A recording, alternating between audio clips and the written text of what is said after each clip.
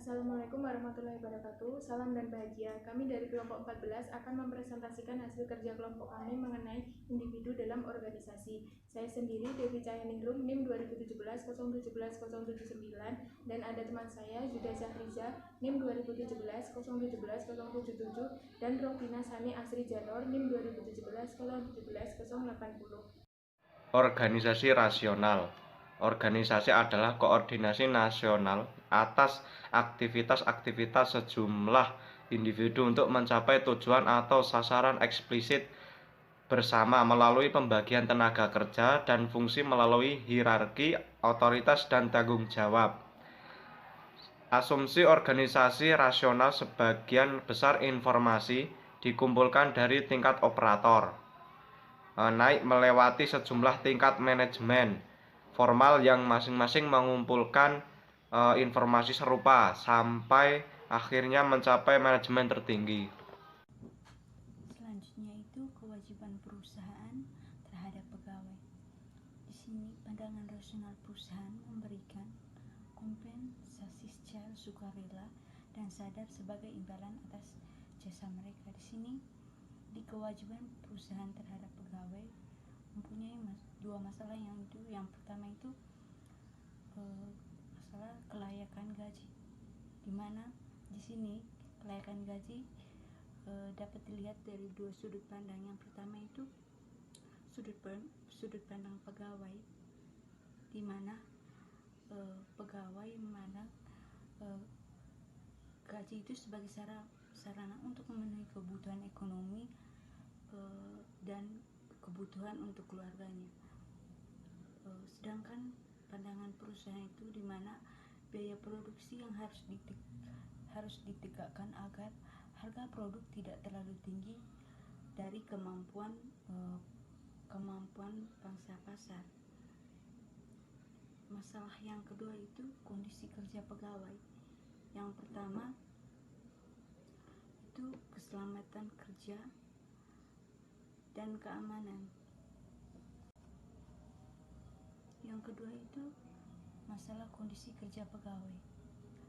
Di sini masalah kondisi kerja pegawai ada dua, itu yang pertama keselamatan dan keamanan. Yang kedua itu kepuasan kerja. Yang pertama keselamatan dan keamanan.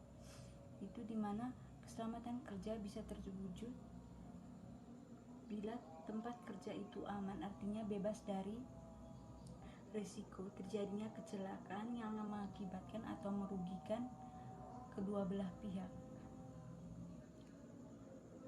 Yang kedua itu kepuasan kerja, di mana di sini perusahaan melihat kepuasan kerja dari pegawainya, apakah pekerjaan itu puas dan bisa diterima oleh perusahaan. Saya Devi Cahyandingrum, NIM 2017-017-079. Di sini saya akan melanjutkan presentasi dari teman saya mengenai kewajiban perusahaan terhadap pegawai. Kewajiban moral perusahaan terhadap pegawai menurut pandangan rasional yaitu perusahaan memberikan kompensasi secara sukarela dan sadar yang telah disetujui sebagai imbalan atas jasa mereka. Ada dua masalah yang berkaitan dengan kewajiban ini, yaitu gaji dan kondisi kerja pegawai. Gaji dan kondisi kerja pegawai merupakan aspek-aspek kompensasi yang diterima pegawai atas jasa yang telah mereka berikan. Selain itu, dua hal tersebut berkaitan dengan masalah apakah pegawai menyetujui kontrak kerja secara sukarela dan sadar. Baik, yang pertama mengenai kelayakan gaji. Kelayakan gaji dapat dilihat dari dua sudut pandang, yaitu dari sudut pandang pegawai dan dari sudut pandang perusahaan. Dari sudut pandang pegawai, gaji merupakan sarana untuk memenuhi kebutuhan ekonomi pegawai dan keluarganya. Sedangkan dari sudut pandang perusahaan, gaji merupakan biaya produksi yang harus ditekankan agar harga produk tidak terlalu tinggi dari kemampuan pasar. Jadi setiap perusahaan mengalami dilema untuk menetapkan gaji ini.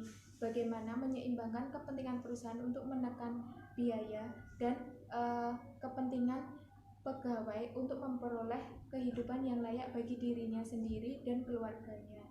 Yang selanjutnya, kondisi kerja pegawai. Kondisi kerja pegawai dapat dilihat dari dua sisi. Yang pertama, kondisi kerja, kesehatan dan keselamatan. Yang kedua, kondisi kerja, kepuasan kerja.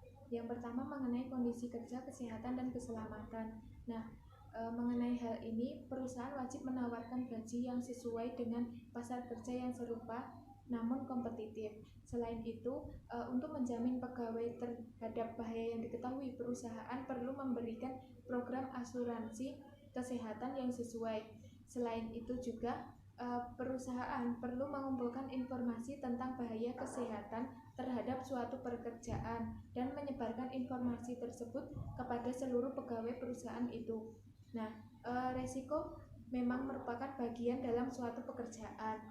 Sejauh mereka memperoleh kompensasi penuh dalam menghadapi resiko tersebut dan secara sukarela dan sadar menerimanya dan memperoleh kompensasi sebagai imbalannya, maka bisa mengasumsikan bahwa pengusaha atau perusahaan tersebut bertindak secara etis. Jadi sama-sama adil, sama-sama rata. Pihak perusahaan dapat keuntungan, pegawai juga dapat keuntungan. Selanjutnya mengenai kondisi kerja, kepuasan kerja. Nah, menurut pandangan rasional tentang organisasi menempatkan nilai yang tinggi pada masalah efisiensi. Semua pekerjaan dan tugas didesain untuk mencapai tujuan perusahaan seefisien mungkin. Nah, apabila efisiensi dicapai melalui spesialisasi, maka pandangan rasional tentang organisasi cenderung memasukkan pekerjaan-pekerjaan yang sangat spesifik. Selanjutnya, organisasi politik.